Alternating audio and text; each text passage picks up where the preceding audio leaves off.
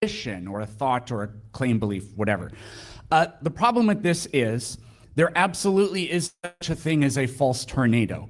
A tornado made out of ice cream is a false tornado. A panda is a false tornado. A tornado that drives a Lexus RC350 and has a girlfriend, that is a false tornado. There's no such thing as Is this a false things. refrigerator? Yeah, because Okay. it's not a refrigerator. That's not an argument. You're just saying A equals A, and if something's not A, it's not A. That's not a defeater to the ontological problem that I don't know what pose. you think true means, but it doesn't mean exists. It's an evaluative Truth doesn't description exist. of You a heard it thing. here, folks. Does truth exist? That's not what I said. Does truth exist? In a way, yes. No, in what? The ontological problem that I don't know what pose. you think true means, but it doesn't mean exists. It's an evaluative Truth doesn't description exist. of You a heard it thing. here, folks. Does truth exist? That's not what I said. Does truth exist? In a way, yes. No, in what way? Well, let me finish this and then... No, under naturalism, in what way does truth exist? Basically, there's two categories that I hold under my view.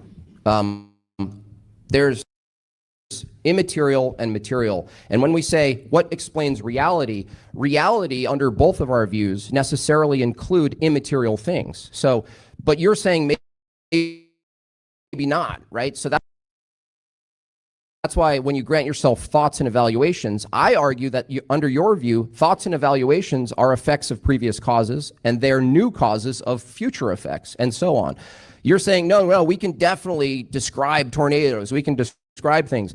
I'm asking under your view, Peterson, in what way do they exist? The same way I asked you, how does truth exist? You say in a way, and I'm asking, in what way does it exist? It's not, is it concrete?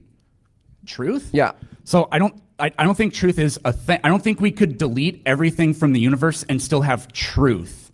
I don't think that makes any sense. That's not I the said question. earlier that truth is an evaluative description of something. Okay, It's an artifact of language, I think. Are evaluative descriptions, under your view, mechanistic and material in nature? In the sense that they come about through agents that use reason and their brain to do that, then yes. It's a little confusing of a question, though. It's not. You have a brain, and you're saying the brain does evaluations and makes propositions. I'm asking you the ontological status of those things, being that you hold them to be coming from the brain. It follows under naturalism that they come from the brain. They're also material and physical in nature. Are they or not? I don't know exactly. So I think that entities such as myself, yourself, everybody here, we have beliefs, and I believe that they are produced by the brain. Mm-hmm. Now, what is the exact nature of them? Are they qualia? Are they something else? I'm not 100% sure. I mean, energy isn't physical, but we have a physicalist, materialistic description of what energy is, or like temperature. There's no such thing as the temperature within a container, because that is, it's not exactly emergent, but it's sort of just the temperature is a description of the physical state. I understand. I'm asking for what is the status of descriptions themselves? What is the status of under descriptions? naturalism? Okay, let's do it more simple. Do descriptions exist under naturalism? Kind of, in a way. So I would say descriptions. In a way. In what I would way? say descriptions are like behavior.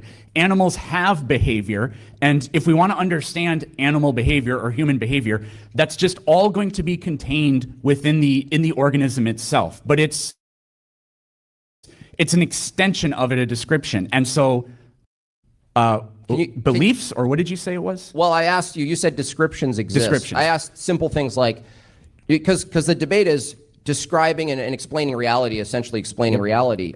Under your view, you granted yourself facts.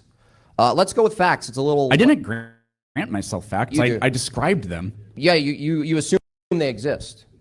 Yeah, but facts exist? then I gave a justification for that. Correspondence theory, JTB, knowledge, all that I stuff. understand. Do facts exist?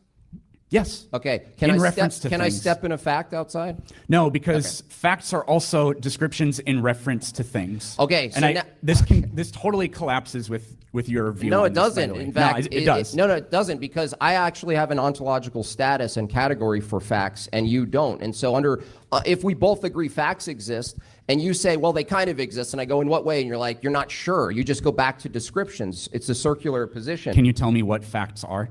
Facts are statements, right, that align with reality, but it assumes that there's something true worth discovering. So a fact is a discoverable description of reality. But I don't even disagree with that. Well, no, you would, because if you think it's discoverable, then a fact has to exist before you exist. No, because you said the fact is in reference to something discoverable. No. Would, because if you think it's discoverable, then a fact has to exist before you exist. Well, no, you would, because if you think it's discoverable, then a fact has to exist before you exist. No, because you said the fact is in reference to something discoverable. A fact is that's like a thought or a proposition that agents have. If we all cease existing, then a universe still exists.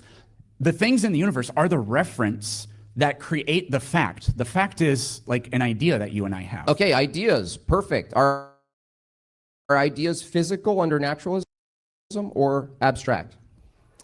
I'm okay with saying that they're abstract, but like with the animal behavior analogy I gave, they're going to be emergent or an extension of purely physical things like you and I, because we're the ones that create or hold those. To say they're emergent, are you arguing the school of emergentism that states that a system produces a novel epiphenomenal effect? I've never really heard of that. So what I'm just trying to do is give an analogy close to the temperature thing. Like there isn't any temperature. That's not a thing inside that container. It's an abstraction. But it's described by the physical things. That's what I'm saying, is that under your view, if you want to examine and describe reality, because you're relying on science and empiricism, you're relying on a whole slew of things that don't match your standard, your criterion for them existing. For instance, facts. You're having trouble telling the audience how and where a fact exists. Truth, knowledge, information. Certainly you think information exists, right? Yeah, but I think that's also descriptive. Okay, so when I ask him, does information exist? And he says, yes. He says, but it's a description. And I say, oh, descriptions exist? He says, yes. So I'm asking under a naturalistic view that holds a purely naturalistic view. It's pure material, right? It's physicalism, right? It's physicalism. So all the things he says exist must be verified through his criterion, which is empiricism. And I'm simply asking him under his worldview, if he's going to say facts exist and descriptions exist, laws of logic exist, knowledge exists, information, meaning, and the rest, he's going to have to, through his own system, demonstrate how they exist. What way do they exist? He doesn't, his system is measuring it, right? His system is weighing it, looking at it. But he can't see these things. They're immaterial in nature. Naturalism cannot account for the immateriality of the category that he's using to then do science. He just grants himself this thing. Oh, we have a value in nature. Naturalism cannot account for the immateriality of the category that he's using to then do science. He just grants himself this thing. They're immaterial in nature. Naturalism cannot account for the immateriality of the category that he's using to then do science. He just grants himself this thing. Oh, we have evaluations. Yeah, knowledge and truth exist, but it's like, it's not identical to an apple. I know, but under your view, it must be. And so you have this view. Also, you said the term agency. You don't believe you have agency, do you? Well, I said that I am an agent. So can you be an agent and not have agency? Are you asking me, does free will exist? Because that's what it sounds in a sense, like are you actively, from your experience, from your worldview, pursuing knowledge and truth right now? Yeah. Okay. So you have a will? Yeah. Okay. Like you could just adopt a compatibilist view that I don't believe that you freely actually make any decisions, but when you act in like accordance with whatever your desires are, then you are using your free will. So you didn't You didn't decide or choose naturalism. No, and you didn't decide yours either. It was preordained for you by your God. Okay, wait, hold on. So if naturalism holds that I came to theism from a set of dominoes and you came to naturalism from a set of dominoes, how could a set of dominoes be more true than the other? How can one from a set of dominoes? Naturalism holds that I came to theism from a set of dominoes and you came to naturalism from a set of dominoes. How could a set of dominoes be more true than the other? For you by your God. Okay, wait, hold on. So if naturalism holds that I came to theism from a set of dominoes and you came to naturalism from a set of dominoes, how could a set of dominoes be more true than the other? How can one set of, well, yeah, we would just use like a correspondence. That would be more dominoes. Theory of, yeah, but that does, you're confusing the epistemic value of it with the like description of it. Any descriptions would also be domino effects. Like anything you refer to as a process, anything you refer to as a process is more dominoes falling. So I asked him if he believes that he came to naturalism, and he's debating, he actually didn't even choose to be here, in fact, but he was caused to believe in naturalism, and I was caused to not believe in naturalism. So how do we know what's true or false, right? If brain A from his brain B utters a proposition, I would ask, under your view, what methodology do you use to determine which is true, A proposition or B proposition from a brain? Right. So you're telling me that I'm still not accounting for knowledge. I am. Knowledge is JTB. Truth is that which corresponds with reality. So I can adopt a computational theory of mind, and then my brain takes in information from the environment and produces thoughts and beliefs, so it is part of nature. All other brains do the same thing, making them part of reality and nature as well. If everyone except one person agrees, then we know which brain doesn't correspond with reality. It's just like figuring out which calculator is broken. Interesting. And furthermore, if God exists, then God can manipulate your mind and you can't know otherwise.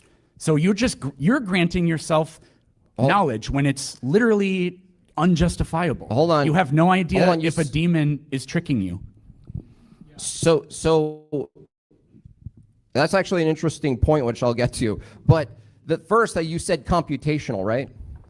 Yeah. Okay. What do we know about computers? I don't know anything about computers, but what do you mean by that? Computers don't arise in nature, right? Well, so I won't be able to like give a very much of a description of this, but I've spoken to computer scientists before, and when they describe just purely what a computer does, like input, some kind of integration, output, they can argue pretty convincingly that like the universe itself is a computer. I understand. So I understand the claim, but the question was, what do we know about computing? Because I've heard you say before, the way you escape this deterministic epistemic flaw in naturalism is that you say, well, that's not true. I can point to computers and I can point to calculators. They spit out propositions and they're determined. Is that the case? Yeah, and some computers don't work properly, but we know how to evaluate that. Interesting. Compare computers. Is it true that calculators and computers need to be programmed by a mind? The ones that we use, yeah. So for you to use an analogy to try to escape determinism, you're actually necessitating a mind that if we're the calculator or the computer, it necessitates a mind that programmed us? Us, no. Well, then the analogy doesn't work. I mean, I don't think that's really the case. It is the case. You just said human beings are computational. I said interesting word, computation calculator, right? But what we know about computers and calculators is that they're determined by the mind who programs them. I can make a calculator say boobies. Is it the right answer? I can program a calculator that says 4 + 4 = pineapple, right? I can program that, right? The question is, how do you know the calculator is spitting out a true proposition or a conclusion or not? Guess what? It's never the calculator that determines that. It's the human. So that necessitates a mind. In fact, from his view, if he holds that human beings are anything like computers, he's actually doing the work for me. If theism is merely the universal mind that programs human computers, even if it was a deterministic universe, that's theism, not naturalism.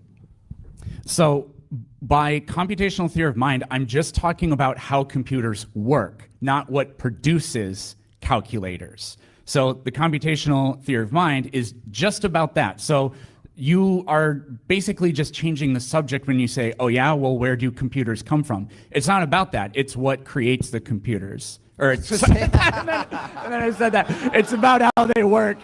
Well, Peter, I understand what you're trying to say, but look, I'll get more. I have to leave now. No, Peterson, the other thing, though, even computation, we're dealing with information input, right? So you agree that for computation to work, you need an input that has a type of meaning, right, the code.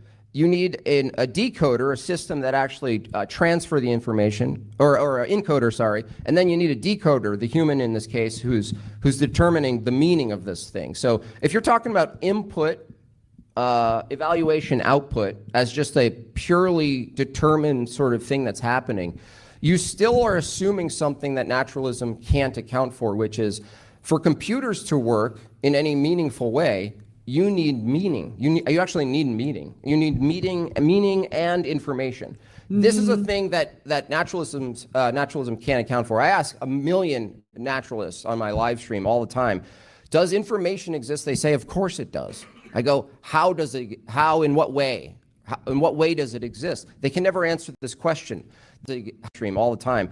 Does information exist? They say, of course it does. I go, in what way? In what way does it exist? They can never answer this question. My live stream all the time. Does information exist? They say, of course it does. I go, in what way? In what way does it exist? They can never answer this question. They're forced toward a materialistic lens that somehow isolates information as a particle or some substance that they can eventually find inside the brain. But this is a problem because the category itself that information is in, which would include truth, laws of logic. Again, naturalism, if it's going to explain reality, but reality consists of metaphysics, information, naturalism has to explain information and metaphysics. Explain reality, but reality consists of metaphysics, information. Naturalism has to explain information and metaphysics. Naturalism has to explain information and metaphysics. You can't just use the thing that it denies to describe the thing that it sees. It just, that's all it is over and over again. It uses a category it denies, it describes what it sees. Well, sorry, you're using a whole slew of things that you don't see. Naturalism can't account for the things you don't see, that you use. Yeah, I mean, you can't see descriptions. Descriptions just are that. But anyways, so we've only talked about naturalism so far, so we do have to discuss the other proposition that's up here. Mm-hmm. So how do you account for knowledge when, under your view, your mind could be supernaturally manipulated at any time and you can't know it? It could be manipulated? By the devil or by God himself? Well, you would have to have knowledge of things that could be manipulated, right? What? To say, how do you know it's not being manipulated? You're assuming that there is knowledge of what's called manipulation and non-manipulation, right? We're not doing my worldview anymore. This is according to theism. Well, you're proposing that something already is the case under this view. So what theism are you arguing? That God manipulates minds? I'm not the theist. You are. Well, if you're talking about my view, you're giving me the burden. It's my question to you. How do I know? It's not my burden. Under my view, it's possible that our minds could be flawed. It's possible that we could be wrong. It's possible, under even my view, that we can be subject to some type of demonic realm, even, right? I grant all of that under my view, right? So the fact that something could be wrong or something could be right or something could be accurate or inaccurate is actually not a problem because you can still ongoingly discover truth, right? You could participate in truth from my view. Not if your mind's being manipulated because you aren't discovering truth because everything is a lie. A lie necessitates God. By Satan. A lie necessitates God. But explain that. How do you have a lie without absolute truth? I asked you to explain it. I'm explaining it through a question. I'll say it then. To say something's deceptive assumes something's absolutely the case. That necessitates God. Things can't be absolutely the case without a God, because not only the natural world being regular and invariant in its processes, that has to be the case to gain knowledge. To gain knowledge, you have to assume something could be true or false. You're discovering it. You have to assume your faculties, right? God provides an account for our faculties. Our will, we have free will. That's a reflection of God creating us in his image. These things, he doesn't like the explanations, but they actually make way more sense than just saying we're a pile of materialistic sludge that's always in flux. And by the way, my brain is a product of the sludge, which is more sludge in flux. But by the way, I don't believe in God, but I was determined to believe that anyway. Under my view, theism, even general theism, first starting with the category that I'm focusing on, metaphysical, right? You ask me an actual metaphysical question, right? How do you know you're not being lied to? Well, a lie, if I knew what a lie was, then that would necessitate something could be true. So your question actually aids me in my argument for theism, because you and I both hold one thing, at least in common. Truth is universal, absolute, and conceptual, for the sake of this debate. I don't think so. Okay, so is truth not absolute? Well, no, because it's conditional. Before you were born, you didn't exist, so it wasn't true that Jimbob exists. No, that's a proposition. So I'm not saying... What's the status of the proposition, true or false? Well, no, you're talking about second orders of statements, second order of truth claims. So I'm talking about first order, something just exists, right? So the truth itself, I didn't ask of whether or not we have to wait for something to be true. I'm saying truth itself. Is it absolutely the case when I am born that I exist? That's true, right? Absolutely. Yeah, and conditional. Okay, and it was true absolutely that before I was born I didn't exist, right? I would say so, yeah. Okay. Is there any set of things that need to be true before you make propositions? Is there any set of things that need to be true before you make propositions? Yeah, like the past, and from your view, you probably think we evolved from bacteria and you have an uncle fish or something? Yeah, okay. Fish, monkey, frog. Fish, monkey, dog, fish, monkey, dog, puddle. So yeah, from that view, then there's a truth about the past. Well, this is another problem under naturalism. Naturalism has no access to the past. There's no empirical indication or evaluation. You can't evaluate the past directly. That's a thing you have to assume, right? To even do induction, you're assuming a past exists, that the current state of affairs reflects the past, and the future, you're assuming, seems like the past and the present. Under naturalism, he holds a past. He holds that truth is absolute and precedes human minds. It has to, because there's a state of affairs that need to exist before humans emerge from the pond scum. Right? So if truth exists before we exist, how does naturalism account for that? If truth exists, well, we would just be able to take in information from the environment. I'm not trying to be no. Before we can evaluate, we've really only talked about naturalism so far. Well, I really have some theism questions for you. No. Look, we're like 30 minutes into open dialogue. How do we talk about theism from a position that argues that talking is a determined effect that we have no control over? You get to assume your worldview. I'm assuming yours. This is a good opportunity. To justify your worldview, you are assuming my worldview? Look, I can say this is a anything good right opportunity. now. One second, I just want to jump in for a quick reset. Is that we do have about 25 minutes left for the open dialogue. So if you did want to cover other topics, it doesn't have to be now, but now is a good time if you guys want to rotate. We just haven't really discussed theism hardly at all, and I have some very important questions. So let's see. What do I want to talk about? So you think that logic is absolute? Objective, universal. What? Objective, you could use the word absolute, but you really don't need that, but yeah. Okay, so it's... Laws of logic. Okay, sure. So let's pretend that would you agree that it is a logical statement to say that apples are not oranges? Yeah. That's rational. That's identity or whatever. There's an identity, yeah. Mhm. Okay, so let's pretend that God's mind is the only thing that exists, because I think under your worldview that was the case at one time. Mm-hmm. Okay, so apples are not oranges. Is that statement still logical? Before there's apples? Yeah. Yeah, it could, that could be contained in the mind of God, yeah. But what is God? So what is God? Because you said earlier that like true statements have to be in reference to something. So how is God able to employ logic when there's nothing for God's mind to even reference? Well, if God definitionally could reference anything in his mind and that contains all things, how is that a problem? Well, because then all of a sudden so now you've just added something else. You've said God has now had well, here's the problem with this. Let's do a different example, like 2 + 2 = 4, okay? Mm-hmm. So that's true, and it's never been false before. Yeah.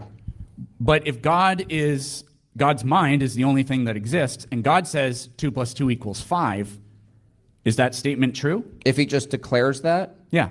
Well, if it was, it would have to be consistent. Like, so when you talk about numbers, you would have to 2 + 2 = 4 is a whole sequence, right? It's reflective of logic itself. Math is a derivative of logic. So the only way you make sense of 2 + 2 = 4 is that 2 has a value, right? And it maintains its identity, and there's a consequence to the identities coming together, and you get 4. Him just stating 2 + 2 = 5, that could only not make sense to you if you didn't know he changed the variables of the meaning of 2 and 2, right? So you can't just look at the one statement.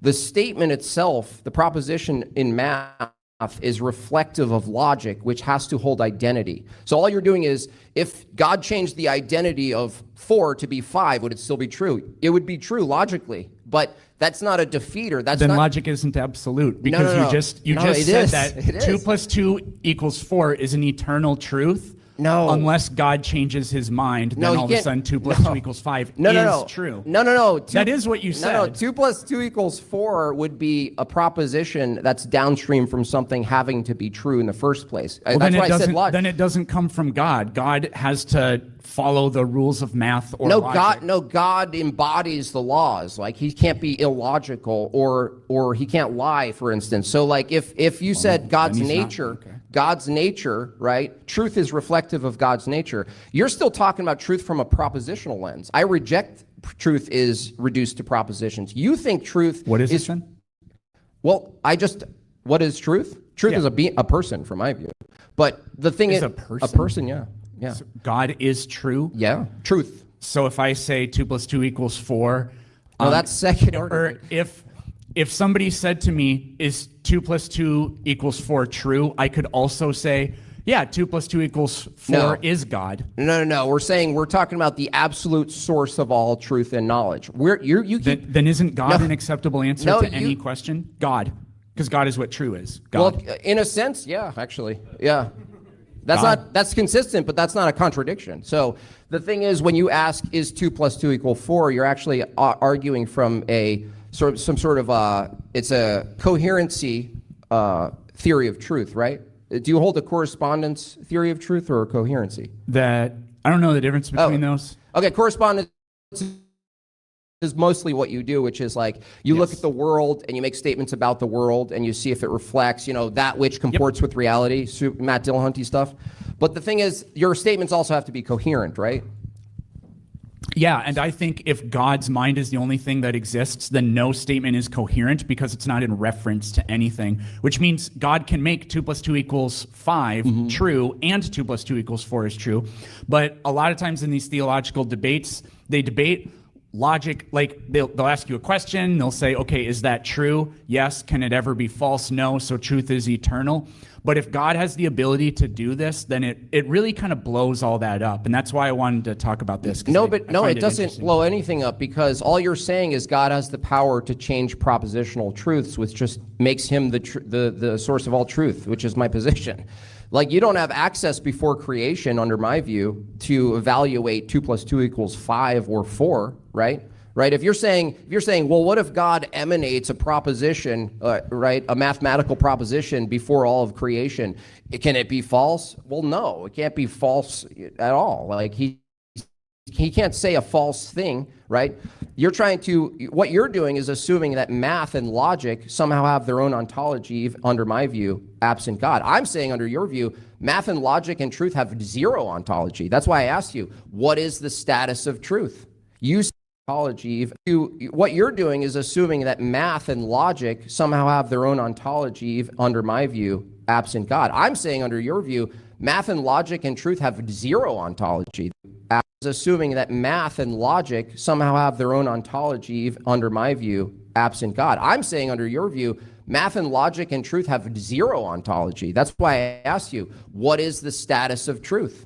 You said you're here arguing the truth. It's fair to ask from you, under naturalism, what is the way truth exists in this reality if you say it exists? I haven't gotten an answer. Oh, yeah, you have. I've answered that like 3 or 4 times, actually. You said it exists in descriptions, exists in evaluations, exists in propositions, which just moves the question over to what way do those exist? Is it identical to the brain? Is it made of matter? Is it a set of patterns in one mind? For instance, you think the laws of logic exist, right?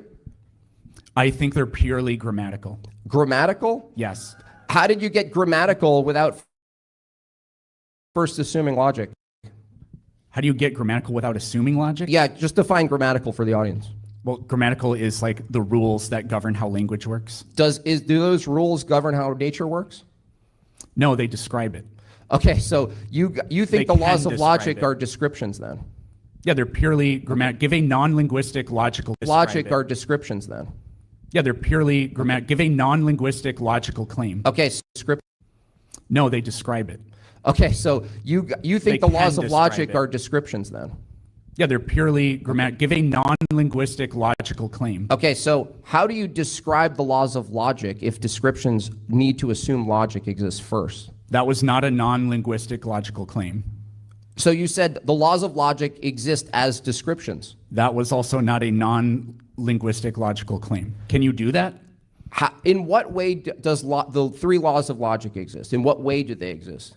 They are descriptive of like reality or whatever. They're so like you kind of said this earlier, because if it's not in reference to something, then it's a completely meaningless statement. Like Noam Chomsky has this really famous, completely nonsensical statement: colorless green ideas sleep furiously.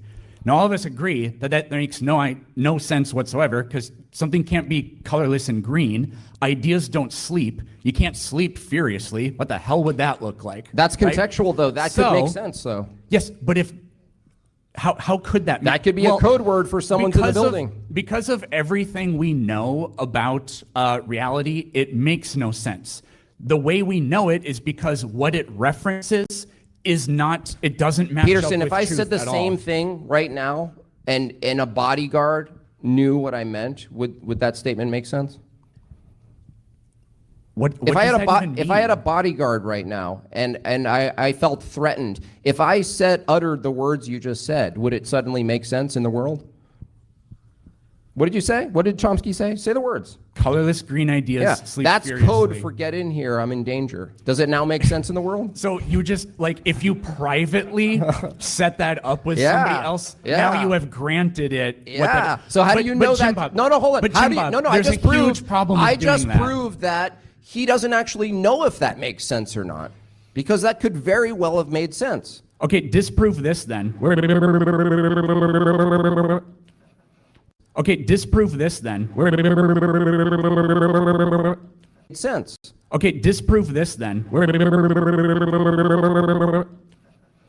I know what it means. I set up with Welcome the to your bodyguard worldview. in my brain. I set up with a, I know what it means. I set up with Welcome the to your bodyguard worldview. in my brain. I set up with a, I know what it means. I set up with Welcome the to your bodyguard worldview. in my brain. I set up with a bodyguard in my brain what that means, and you can't disprove it.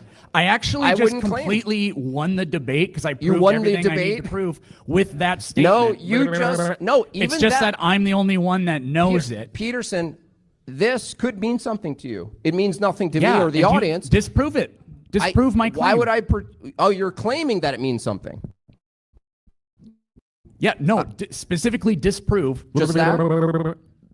I don't know what you're referring to. Okay. And when you do that thing where, oh, well, I'm going to take this nonsensical statement and then just claim it means something, therefore, ha ha. So you're saying that's what I just did. So you're saying truth claims don't need to make sense? No, they do need to make sense. They have to reference something. Okay. And when you're referencing something, we're talking about information and meaning, right? No, they can just reference like physical things, or it could reference a physical thing is not the referent meaning. is a physical thing. The reference to the physical thing is meaning, right? There's a referent and a word for the referent or sound for the referent, right? Yeah, but Okay. if I just say phone, Okay. that's just what that thing is. Okay. If you're using meaning, we both agree. I think that's your worldview. I think that's your worldview. The thing is, if you assume meaning, you're actually using something that's not identical to the referent. I'm saying under naturalism, you don't have a justification for the thing you're referring to the referent with.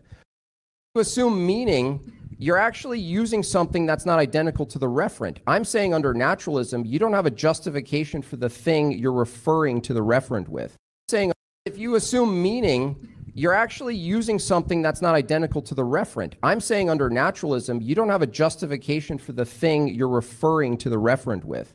Meaning itself is not something we can hold, taste, touch, smell, weigh, or anything, right? So all of these categories I could switch with. I could do knowledge, I could do information, I could do mind, I could do reasoning, I could do logic. In this case, meaning now, right? Meaning has to have some type of ontology under naturalism, correct? Meaning has to have ontology? Under naturalism. Well, I don't think that descriptions are really ontologically existing. Did that exist? Because you just described something. Are you gaslighting our audience? No. So did that utterance, was that a description? I think so, yeah. So it didn't exist? Well, what do you mean it didn't? What do you mean? You said it doesn't have an ontology. So if I say descriptions don't actually have any positive ontology, you're actually stating a description that we should deny its ontology of. What you're doing is you're confusing the sounds coming out of my upper fart box or whatever that was we were talking about. Right. You're confusing that with whether or not those things like really exist. Yes, so that's why the debate, if you'd at least grant me this, if the debate is what explains reality better, if I hold a view that reality consists of material and immaterial, and you said, no, I think it's just material, I'm trying to get you to say, do you believe that reality, the thing we're debating about, is purely material? Do you think it's purely material? Reality itself? Yeah.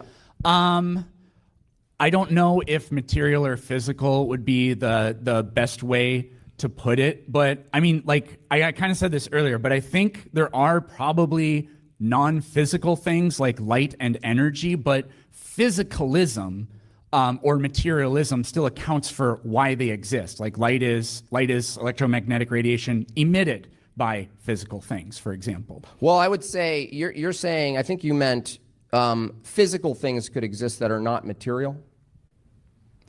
Yeah, I think that's probably the best way to put it. So if there's a category called physical and or material, I'm asking you, do you think anything else exists other than those things that are physical and material? I don't think so. I certainly don't see any evidence of Okay, any well, of that. evidence would be begging the question, right? You only believe what you have evidence for, and as I demonstrated today, I almost said tonight Do you again. believe things that you don't have evidence for? Yeah. Like in the sense that you have presuppositions? Oh, well, you have the same presuppositions that they exist, right? Yeah, I know. This isn't a gotcha. I'm just asking what you mean. Yeah. We assume, like to do science, you agree. Are you a science teacher? Were you? I was. Okay, cool. So you would agree that philosophy of science would be a set of conceptual categories and let's say heuristics to then pursue the activity of science, right? I would say that we all believe in immaterial things. I listed them in my opener. Information is immaterial, non-physical. Meaning is immaterial, non-physical. Truth, immaterial, non-physical. Laws of logic, immaterial and non-physical. The mind necessarily would be immaterial and non-physical. The consequences of it being material, it leads into the determinism problem where he has to argue that we're calculators. So these are a slew of things mathematics, immaterial, non-concrete. So I'm simply holding a position that reality consists of materiality, concrete, and non-materiality, abstract. And a worldview needs to account for both of those, not just as separate categories, but the unity between the two of them, which is a whole other awesome debate. But so from your view, if two of them for both of those, not just abstract, and a worldview needs to account for both of those, not just as separate categories, but the unity between the two of them, which is a whole other awesome debate. But so from your view, if the world itself is purely material, and you said, I don't believe in anything that's non-physical or non-material, you've just made knowledge, you just argued knowledge doesn't exist. You argued information doesn't exist. You argued your own mind doesn't exist. No, I don't think I've That's done an that at all. entailment. I want to talk about theism some more here because we This is still theism. really haven't talked about it. So could you just tell me something in the world that you think theism is responsible for? I think theism's responsible for the world. Okay, could you explain regularity that? of nature? I would say the regularity of nature, the maintained identity of objects, universals and particulars Okay, over time. could you explain that? How that is? How does theism do that? How does theism account for it? Yeah, how does it do that? Well, everyone has an origin story, so mine happens to be non-physical.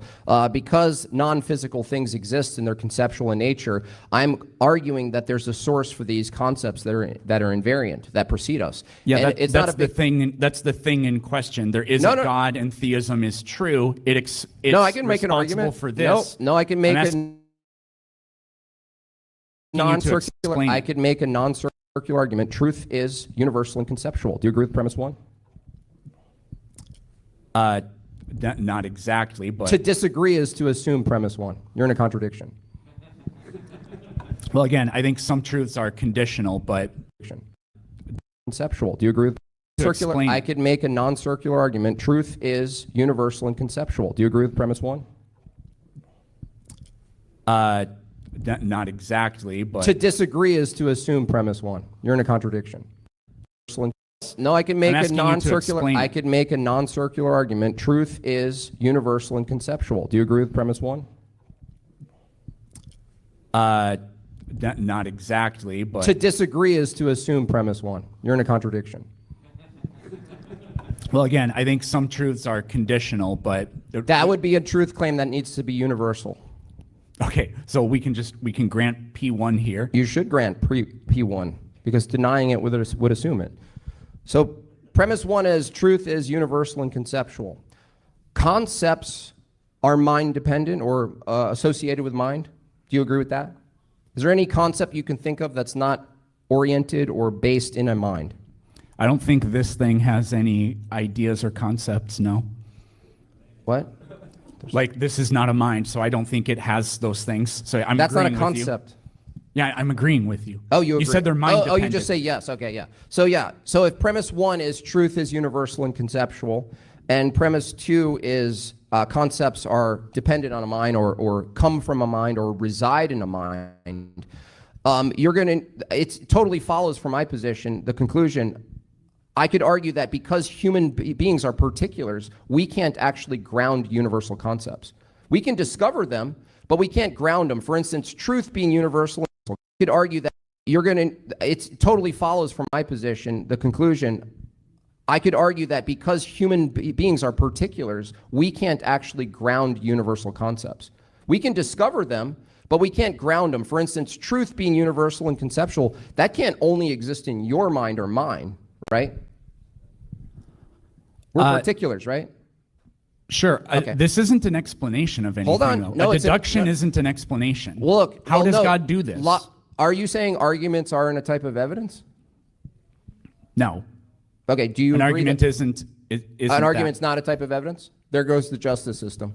Okay, do you an agree argument that isn't an argument's not a type of evidence? There goes the justice system. Okay, do you an agree argument that isn't an argument's not a type of evidence? There goes the justice system. No, because they use evidence. Well, no, you have to argue for the evidence. They present the evidence in Yeah. the form of language, Arguments. but that's not what. What is evidence without an argument? It still exists, even if I'm not there to make. By the way, the arguments argument. don't exist under his worldview anyway. So you're asking, I'm giving you an argument for why I can actually argue. I can actually take a position to give an ontology for truth, and you can't. But that's just a claim. I want an it's not a explanation. claim. No, arguments aren't just Explain claims. how dude. God does Look, it. He's dodging the argument. He doesn't want to deal with the I'm argument. asking you the question. I'm not dodging I'm anything. giving you an argument, okay? If truth, you're asking why, why does theism make sense under this view? I'm telling you, we have to start from truth. If you argue truth doesn't exist, if we argue from a position where we don't have to justify truth, what are we doing? We're just arguing from a position where we don't have to justify truth. What are we doing? If we argue from a position where we don't have to justify truth, what are we doing? We're just pretending truth exists. Hey, argue the second part of the argument. No, I'm cornering you, and I'm cornering myself right now, because before we get to secondary propositions about reality, you have to assume truth exists. Okay? Secondary propositions about cornering myself right now, because before we get to secondary propositions about reality, you have to assume truth exists. Okay? And I'm cornering myself right now, because before we get to secondary propositions about reality, you have to assume truth exists. Okay? I asked you, does it exist? You said yes, right? You tried to argue that it didn't exist universally and conceptually and absolutely, right? That's a contradiction. Now, to finish my argument, if premise one is truth is universal and conceptual, and concepts come from a mind, and we agree that we're all particulars, not a single person in this room is the source for the universal category of truth, right? Not one person in here, right? We're all particulars. It's reasonable to say human beings who are particulars cannot ground themselves. They can't be the grounding for universal concepts. What I'm arguing is that a universal mind can do that. Okay, I mean, that's your claim. That's an argument. Challenge one of the premises. So the topic of this debate was what best explains reality. So if I grant that I can't give a naturalistic explanation for all this abstract meta stuff, okay, then you can't do something. Those are a couple of things that I can't do, but we're talking about reality, which is so much more than that. So you said God, but those explanation for all this explains reality. So if I grant that I can't give a naturalistic explanation for all this abstract meta stuff, okay, then you can't do something. Those are a couple of things that I can't do, but we're talking about reality, which is so much more than that. So you said God is responsible for the world. Explain. I believe that God is responsible for the world. Are you asking for a naturalistic explanation? No, I'm asking for a theistic one, because I believe God created from his free will, he spoke into existence the world. So if I had sat up, if you asked me these kinds of questions and I just said, oh, it happened naturally as the answer to every single question, then I'm not explaining anything by saying it happened naturally. When you say God did it through his power, by his sovereignty, you're not giving an explanation, you're just giving a declaration and really nothing else. So how did God create the world? All you're doing is presupposing naturalism to be what an explanation is. Because I'm asking you the question, you get to adopt your worldview. It has nothing to do with it does. Me. You're using you get to adopt your worldview. It has nothing to do with it does. Me. You're using the word explanation. Adopt your worldview. It has nothing to do with it does. Me. You're using the word explanation. No, hold on. When I ask you questions, it's not according to me. It is, though. It's according to you. What's an explanation? That you're using the word explanation. You get to assume your own worldview to do My this. explanation is the impossibility. It's the impossibility of the contrary. It can't be naturalism because it's endless regress. Could you explain how God created the world? Supernaturally. That's not an explanation. It's a claim. So you don't have an explanation for that. We're talking about reality. Yes, and you can't explain it. Well, explain would assume naturalism, right? You can't explain a mind, and yet here you are pretending you have one. Yes, I can. No, you can't. Do it. You can't explain a mind, and yet here you are pretending you have one. Yes, I can. No, you can't. Do it. I absolutely can. Naturalism, explain the mind. We're talking. See, you're running away from No, theism no, because you I'm don't not have running any explanations. No, I'm not running because in your question you're assuming naturalism. The only No, look, I'm not. look, I'm look, telling you, Peterson, according to theism, how did God create the world? Supernaturally. And that's not an explanation. you asked me how. Okay, ask me whatever question you want about anything. Well, related to the debate. No, don't get into my personal life. How does naturalism produce a mind? Naturally. Yeah, but here's the category difference, right? Do you agree naturally would be one category and supernaturally would be another? No, because there's no such thing as anything other than nature, so it's all naturalated and Oh, really? and substantiates All right. all possible propositions So- and claims and blah blah blah blah Okay, blah. okay, cool.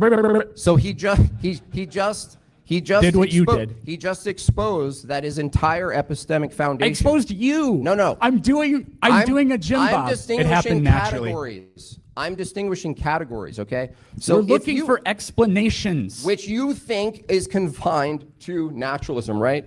And when it was your turn to do it according to your worldview, you won't. Because you you're can't. He's trying to say And then he's trying to say the only explanation for anything needs to be naturalism. When I spent an hour exposing all of the things he accepts without a natural explanation. He's trying to say the only explanation for anything needs to be naturalism. When I spent an hour exposing all of the things he accepts without a natural explanation. He's trying to say the only explanation for anything needs to be naturalism. When I spent an hour exposing all of the things he accepts without a natural explanation. We both have presuppositions. Cool. Whose are more coherent? Nobody can't. The one that best corresponds with reality, which is mine. Yours has no evidence. You admitted it when you said Dude, it happened magically. Dude, okay. Explain how God did anything. If we agree that we're actually just doing presup on each other, right? If you agree with that, welcome to presuppositionalism, by the way. So if you agree that you're a presupper and I'm a presupper, I'm not. and I presuppose a mind that's behind the invariant things that you and I both appeal to, why? Why is it reasonable? Because the category that they're in. You don't have a category for truth, information, knowledge, laws of logic. You can't even justify that you can do science under your view. And you're yeah, going, I can. It happens naturally. That's not an no. That's not an explanation. No. How did God create the world? Supernaturally. That's not an explanation. The explanation. Okay. Do you agree that an explanation for natural things, you actually have what's called methodological naturalism? I think you need a working model, and I can give you a working model, which needs to be naturalism. Naturalism needs to be the working model. The only acceptable thing he'll take for God creating the universe, which would not be in the category of naturalism, is naturalism. So he's going, give me an answer inside of naturalism, how God created the world. I'm not doing that.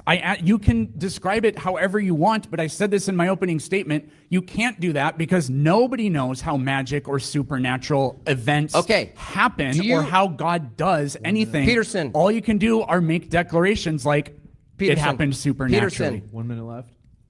For truth claims, is there only one way to explain a truth claim? Yeah, naturally. What? So not philosophically? Naturally is the only way to do it. Okay, so you deny that there's philosophical conclusions you can come to. Those are just part of nature. Are they? Yep. Interesting. Yep. So there's no distinction between philosophy and nature?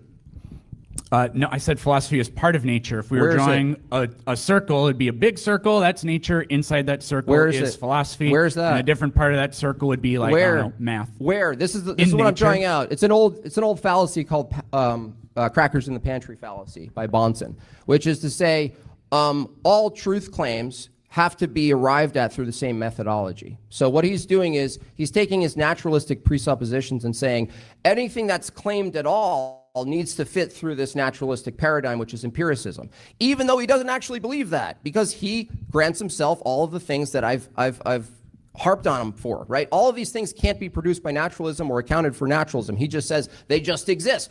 Well, you grant I can yourself just say God. I could just say prove God. Yeah, I could you just grant yourself God. You grant yourself that these things just exist, so I can grant myself that God exists. Then why are you criticizing me for it if you have to do the same thing? Because the holistic worldview, from my view, makes more sense than yours. How does it make more sense? Because reality consists of material and non-material. How does God How is God responsible I for told either you, thing? I've necessitated through an argument. You didn't engage with any of the premises, by the way. I necessitated a mind with my argument. You didn't actually engage with any of the premises.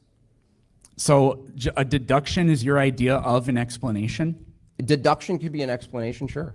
How does it explain it? Can you necessitate something being true from deduction? I'll give you a chance to respond. Then we Tautologically, yeah. If you wanted to do it otherwise, some deductions have like inducted, like all men are mortal. Socrates is a man, therefore he is mortal. Okay. So That's actually, premise one is actually inductive. So it's reasoned by prior evidence that premise one is true. So like literally, problem of induction means that conclusion actually isn't guaranteed. Socrates might end up living forever. If my argument that I posed to you about truth, right? I argued that you don't have an ontological category for truth. I do. From No, I my do. position, no, you don't. Yeah, I do. It exists in nature. It's Where? natural. That's your claim. In nature. Where? In nature. Yeah. This might be a good Yeah. time to go into the Q&A. Probably. What is it made of? We are going to take questions right down this middle row, and ideally if you can line up just along the tape here, and then if you can stand right about here where my hand is, and we'll get us rolling. Excellent discussion, gentlemen. Excellent openings. This has been a fantastic debate. I loved it. But yes, we're ready for you.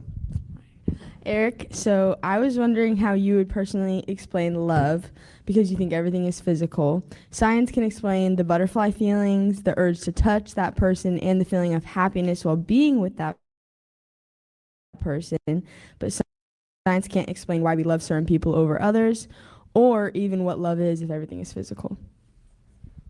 Hello? Check. Naturally. No, I'm just kidding. So I totally reject what you just said. Science can absolutely demonstrate those questions about love that you just had. This is really fun. I was actually having this exact conversation with somebody, I think yesterday. I don't remember who it was. They might actually be in this room. So we don't, no parent loves their child when they're 30 as much as they did when they were a baby, right? Seems kind of harsh, but that's true. Nobody even loves their child when they're 5, still a little kid, as much as they did when they were a baby, right? There is Someone's not a father yet.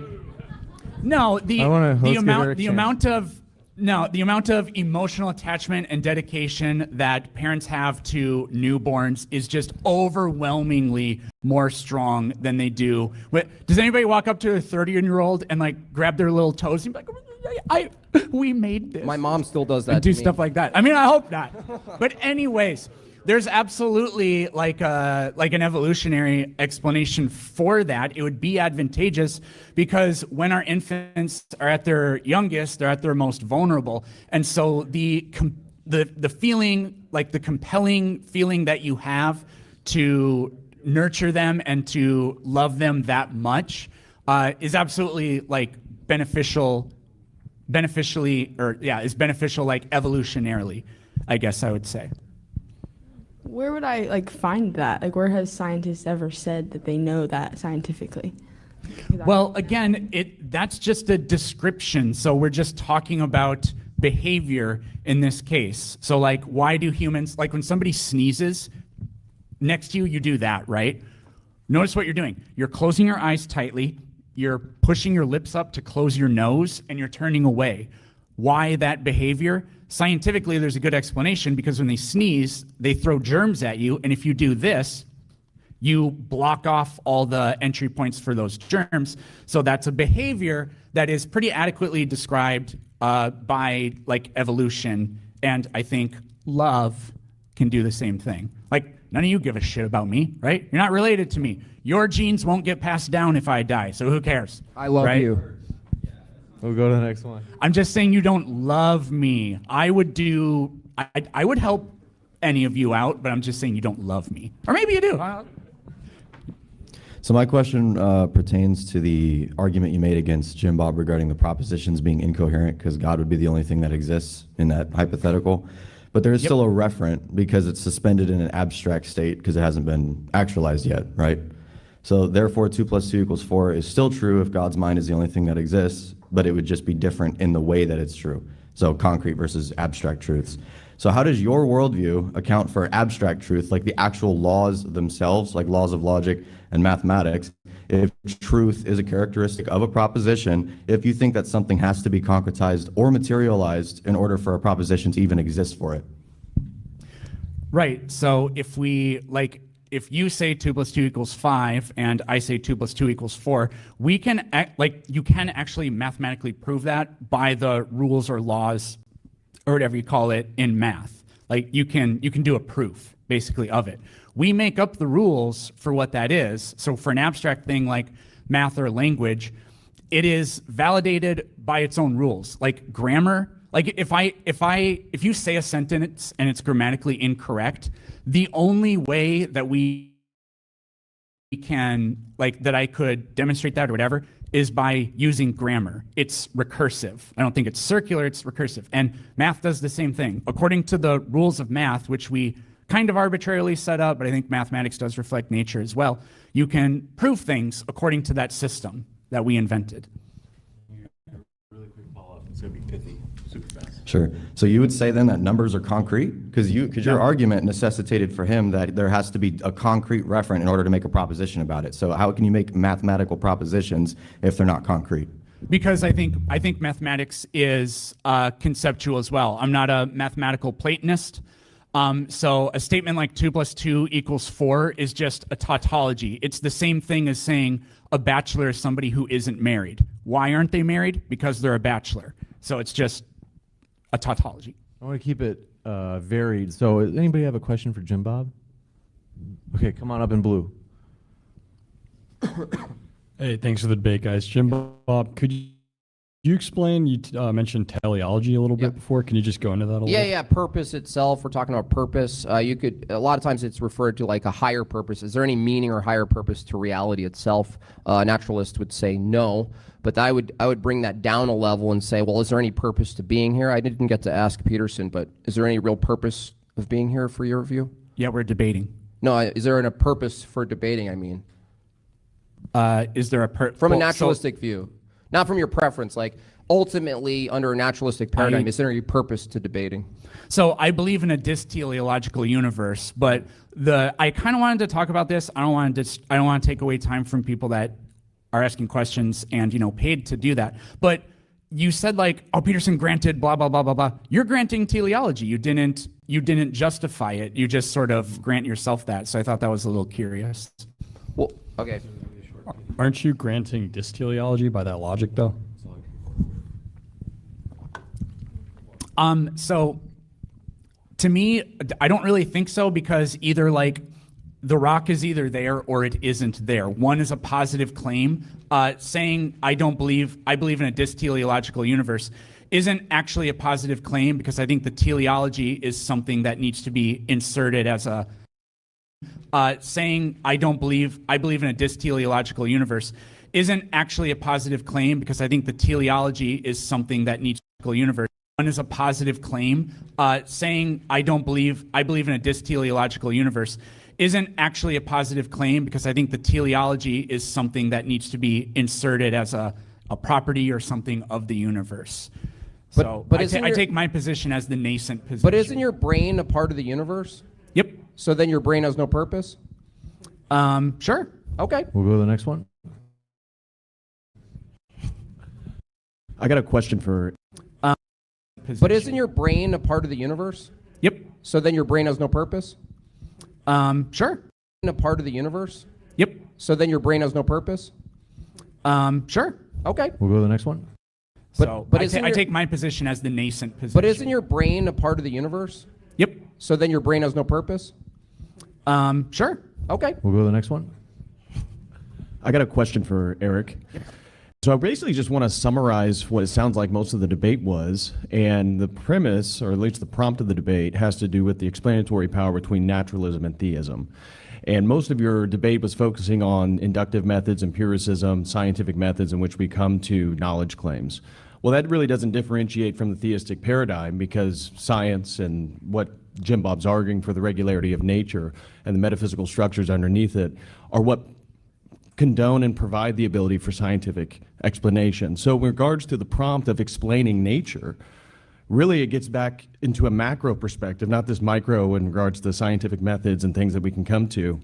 And that's where the theistic paradigm is going to explain reality more, because you're going to eventually fall back onto the Big Bang Theory, which empiricism itself wouldn't be able to define or come to any sort of conclusion on. You could appeal to a multiverse or something like that, but by appealing to God from the onset, as Jimbob did, he actually provides a descriptive explanation to reality that is more promising and more coherent than anything a naturalist paradigm could provide. Magic is incoherent, so What does magic I have to do with disagree with that. But when I asked him to explain anything, all he said was supernaturally. I don't know. I don't actually know what you tried to argue there, that God is like responsible for science or something like that. But that's not an explanation. It is. Yep. So God is responsible for the regularity of the laws of logic, number theory, everything that he was laying out, these universals, and that your inability to provide something that actually grounds those. Therefore, the theistic worldview actually provides an explanatory power that is superior to anything That's a just a naturalist. claim. Because It's not an explanation of anything. it is. Nature has regularity, and God made it that way. Isn't an explanation. If all I do is agree with you on the second part, that nature has regularity, that's purely naturalistic. That's how I would just go about doing science. Well, you The need first- to catch up with the state of first premise philosophy. doesn't do anything. The postmodern turn in philosophy is all about the realization that these unified theories, incomplete. This is like trying to debate into question. Yeah. So, the state of modern philosophy is dealing and comparing based on coherency models. This is really the postmodern turnover in the 1960s. So, you then referring back to correspondence really does not actually address the point or the contention about the explanatory power between these paradigms. Okay. If like we don't have time for some of you that wanted to ask me a question, I'll be out there. Just come talk to me in the hallway. If you want to respond to that, though, you can. Well, it wasn't a question. What's up, Eric? So I heard you allude to this in the earlier debate that you did with Jake, and you said an example there, and you alluded to it during this debate. When you said that if everybody in the room thinks your shirt is orange, there's a consensus of what corresponds to reality. Yep. Would that lead to, if everyone in this room says that God is the better explanation for reality, would that be a consensus that corresponds to reality? That would be like true about what they believe. Yeah, but then we would just be describing what their belief is. The claim about my shirt, at least I can look at my shirt and we can tell whether or not those claims match. But when you all say, well, I believe in God, then I'm going to be like, where is it? Like, I get that you all believe it, but where is it? Just like, where's the facts? Well, no, it's all right. I won't follow up. Hey, Eric, in your hypothetical of the boulder, you focus only on the ontology of the boulder itself and its surroundings, its size, the grade of the hill, and the physical conditions surrounding it to shift causation. But in doing so, you overlook another part of the ontology that your own scenario establishes, God. You only talked about his physical existence, but if God is present on the hill and acknowledged as real within the hypothetical, then his whole ontological nature must also be included. And since God's nature inherently includes causal power as its entailment, would you agree that just because you are unaware of him enacting that causation, in fact influenced naturalism in the boulder and the hypothetical? Could you say the last part of that again? Yeah. Would you agree that just because you are unaware of him enacting that causation, in fact influenced the naturalism in the boulder and the hypothetical? Yeah, actually, I actually didn't assume that I don't know how the boulder. I like literally granted it in a sense that we actually see God do this thing, and like we can see God there. But the point for that hypothetical was we're talking about explaining reality, and even though I grant the existence of God and him doing this like one miracle for sure, everything else that we would be able to know or understand or explain about what's going on is only accomplishable naturalistically, because the properties of the rock, how it relates to its environment, there's no supernaturalism invoked in any of that, and it doesn't explain anything else. Well, if he exists, then Yeah, sorry. I'll just go. Yeah, I mean, if God exists, I still think naturalism best explains reality, and Enlightenment Christian philosophers felt the same way too. We have time for 2 last questions. My question's for Eric. I'm just kind of wondering, when I was even just in line listening, and you're trying to explain, you're trying to measure love or quantify love or say that they can somehow put a measurement on how much love you love your kids. But if you didn't see when you said your response, you said how it's measured is that you said when it's measured that when your kids get older, you don't love them as much. Well, I think half the people in here looked at you like you were insane. So I think trying to measure love and put it in the category of, I think that's what Jimbob's trying to show you, is like putting love in the category of this. It needs to be measured in a different category. I don't think empiricism can measure love. That's just, it sounds miserable and insane to even come to the conclusion that Well, how can you reconcile the two and expect to convince anybody of anything? Because that sounds miserable. Because I have 2 kids and they're older, and so. So the kind of the first part of what you're talking about is like some things are only really qualitatively descriptive, not quantitative. So I agree, like we can't like measure love necessarily. It's more like a qualitative description, but you can actually. When you get to 30 that you're not. Yes. So I was going to address kids as much. You really believe that? So this is like, I get everybody's reaction to this. It was more extreme than I was expecting, but like literally we've done polls on this with people. You can ask people if your house was on fire and it was your teenager in one room, your newborn baby in another room, you can only save one. Who are you going to save?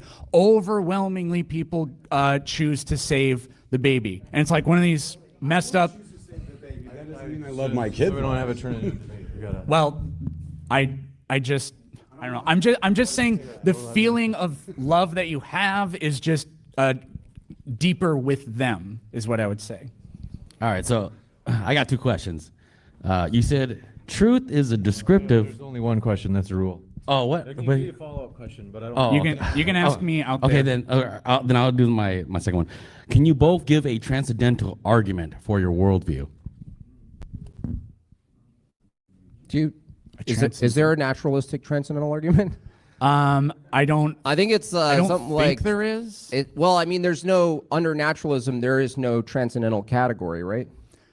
Yeah, I mean, probably not. I mean, like reality is. It's I don't something think like there is. Well, I mean, there's no, under naturalism, there is no transcendental category, right? There is. Well, I mean, there's no, under naturalism, there is no transcendental category, right?